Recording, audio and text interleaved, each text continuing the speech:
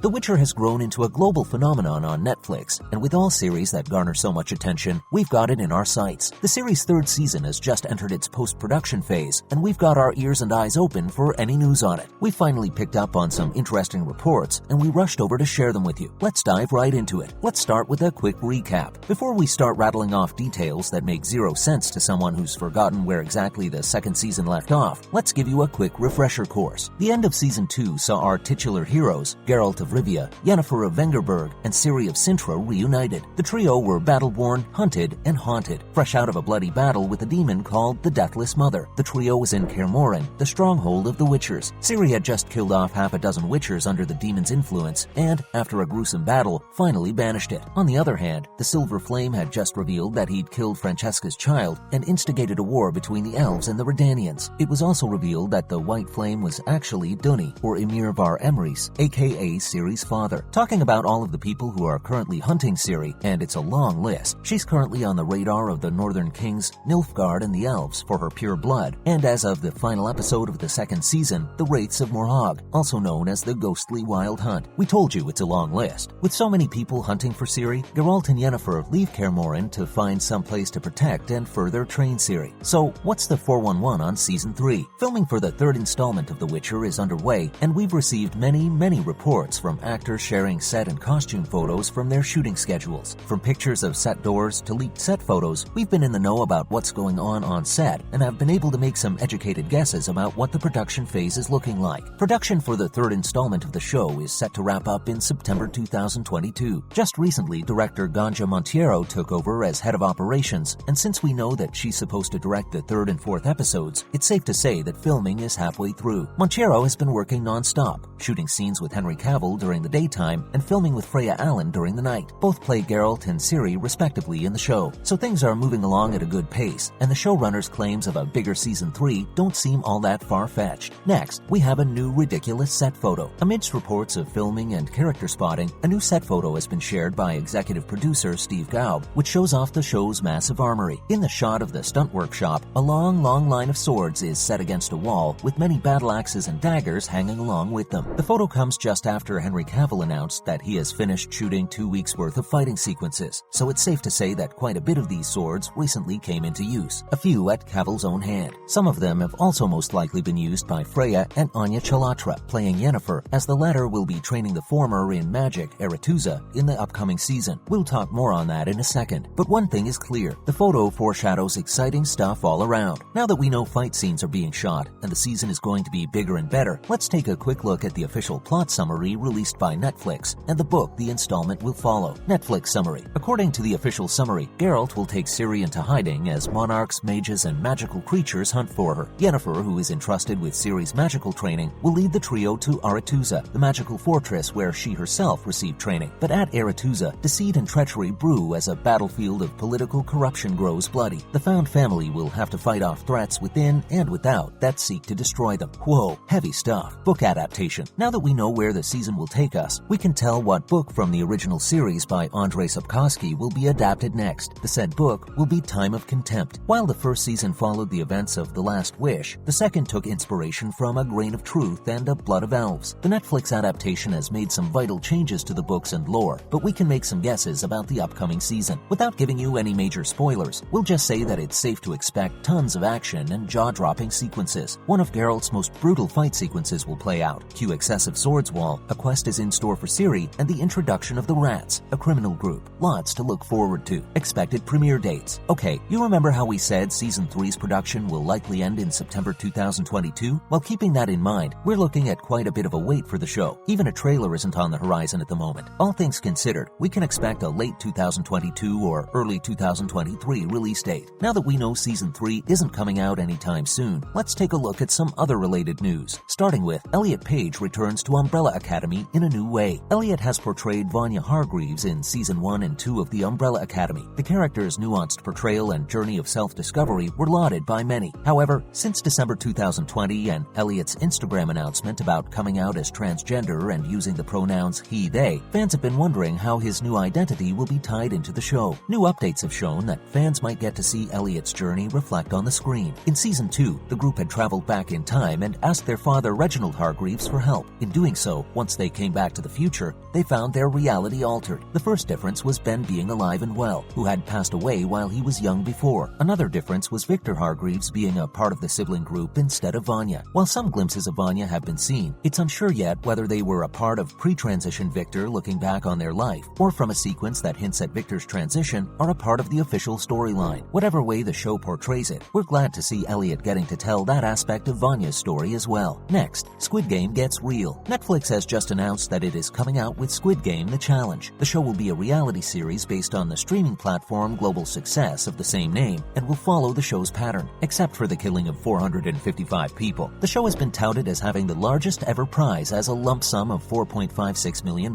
Just like in the show, 456 players will compete in a set of children's games that include the ones from the show and some new additions. However, the worst fate of losing a round will just be going home empty-handed. The show will be filming in the UK, have 10 episodes, and is only casting English speakers at the moment, but we can't wait to watch them go at a game of red light, green light for a couple of $1 million. And finally, Interceptor, the shocking #1 Netflix film. If you sit down to make sense of the films that make it to Netflix's top 10 rankings, you're in for a mind-boggling experience. While some of the titles that end up there are spanking new Netflix originals that break records worldwide, other times it could be a forgotten thriller from a decade ago that has absolutely awful reviews. Interceptor falls into the latter category. The film follows a U.S. Army captain who is trying to avoid a missile attack. The film has ended up on the top 10 list in a number of countries, including the UK. The sudden popularity has shocked many, including the film's director. Touted as the first film on Netflix and a total waste of time, the movie has only a 44% rating on Rotten Tomatoes, so it really is startling how it has made its way to the streaming giant's top series. However, there have been a few positive reviews on Twitter appreciating the film's badass leading lady, but such reviews are few and far between. At this point, there's only one explanation for its popularity despite the negative general consensus. Interceptor is one of those films that's so bad you just have to watch it to make sure exactly how much it actually sucks. Makes sense, right? That's a wrap for this video. Are you excited for Season 3 of The Witcher? How many of these swords do you think you would have been able to wield? Let us know in the comments below. Make sure to give this video a thumbs up and subscribe to our channel for more videos like this. See you in the next one.